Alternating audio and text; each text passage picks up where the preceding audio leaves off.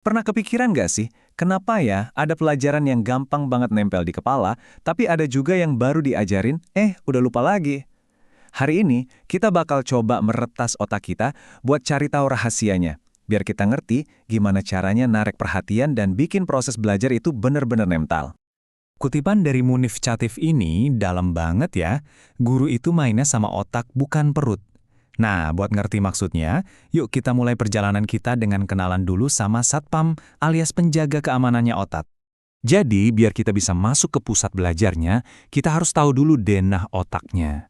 Anggap aja otak itu kayak sebuah benteng super ketat yang punya 3 bagian utama yang harus kita lewatin satu persatu. Pertama, ada yang namanya otak reptil. Ini bagian otak kita yang paling kuno, paling primitif.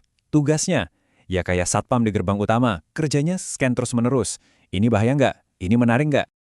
Oke, kalau sebuah informasi dianggap aman dan cukup menarik, baru deh dia boleh masuk ke bagian kedua, otak limbik. Nah, disinilah pusat emosinya.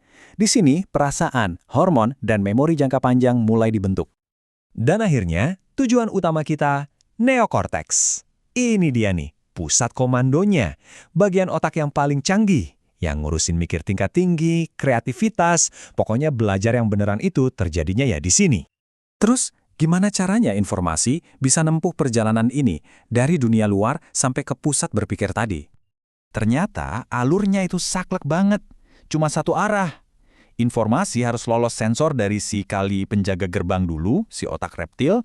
Kalau lolos, baru dia ketemu sama sang pengatur alias otak limbik. Dan kalau di situ juga oke, baru deh informasinya diolah sama si pemikir, si neokorteks. Ini nih yang jadi pertanyaan penting banget buat para pengajar. Gimana kalau si penjaga gerbangnya ini lagi stres, lagi takut, atau parahnya lagi bosen? Apa coba yang bakal terjadi? Jawabannya, ya simple tapi nyesek. Gerbangnya ketutup, rapat, nggak ada apapun yang bisa masuk. Kesempatan buat belajar itu hilang gitu aja, bahkan sebelum kita mulai. Tapi, gimana kalau sebenarnya kita punya kunci buat buka gerbang itu, kapanpun kita mau? Menurut Awi Suwandi, seorang pakar neuroselling, si otak reptil penjaga yang super waspada ini ternyata cuma punya 5 permintaan simple. Kalau kita bisa penuhin, gerbangnya pasti kebuka. Pertama, dan ini penting banget, si penjaga gerbang ini egois. Dia mau diperhatiin, dia mau jadi pusat perhatian. Jadi jangan langsung ngomongin pelajaran, sapa dulu siswanya, bikin mereka ngerasa jadi fokus utama. Kedua, dia suka banget sama yang beda. Kenapa? Soalnya otak reptil itu kan tugasnya deteksi perubahan. Jadi sesuatu yang baru, yang kontras, itu langsung bikin dia bangun.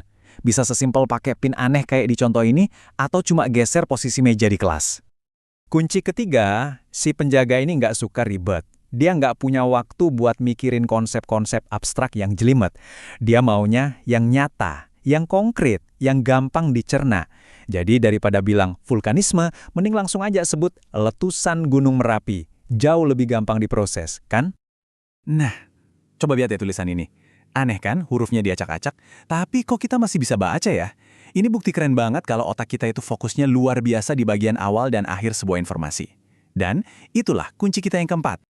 Dan kunci terakhir yang kelima ini paling dasar banget sih. Otak kita itu pada dasarnya mesin pengolah gambar. Informasi visual itu diproses jauh lebih cepat daripada tulisan. Jadi kasih mereka gambar, entah itu beneran atau sekedar lewat cerita yang deskriptif. Itu kayak ngasih jalan tol langsung ke otaknya. Oke, kita udah punya 5 kuncinya nih. Pertanyaannya sekarang, kapan waktu terbaik buat pakai kunci-kunci ini? Semuanya itu mengerucut ke satu konsep penting yang namanya apersepsi. Gampangnya, ini tuh momen-momen pembuka di awal pelajaran.